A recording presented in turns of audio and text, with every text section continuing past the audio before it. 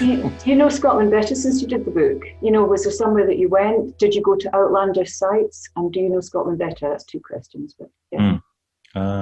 Well, we initially we wanted to concentrate on 6 clans in the book, and of course, like all sort of Scottish history, it all becomes interwoven and becomes a lot more complex than black and white. So we touch on them, but yeah, we do go to some Outlander sites, but we also go elsewhere. But I think we end up at Culloden, which I think is kind of the culmination of our road trip, but also the culmination of kind of the Scottish story of Outlander. So yeah, they're interconnected, and I think even our lives as actors, it all sort of is interwoven. So they will kind of stand alone. You could just talk about the McDonalds, you could talk about the Campbells, you could talk about the Camerons. But actually, when you start looking into it, they're all just mixed together.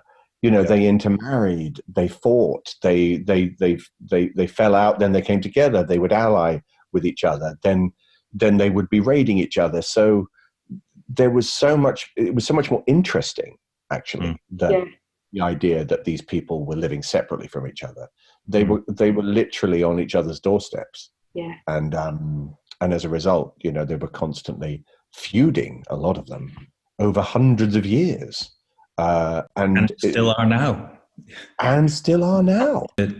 For me, it was like this sort of very personal stories about individual people that you learn about, whether it's, the Lochiel from the Clan Cameron, who, you get to see his sword or the flag that they had, or as you said in Glencoe, you hear about specific people and what happened to them, their fate, and it's suddenly brings it all home and makes it a lot more personal, the history, and you realize that it was 200 years ago, but actually it wasn't that long ago. There's the remains of the house, or there's the sword that was carried in the battle. So it really is very tangible. The other thing that I really discovered was that the perception that there's this kind of binary culture of there's the Highlanders, the Scots, and then there's the nasty Brits, and actually it was so much more complex than that. And really, the story of Scotland, a lot of it is about Scots fighting against Scots denying each other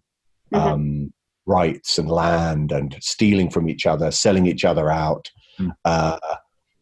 killing each other. It's a bloody history, but it's just so interesting.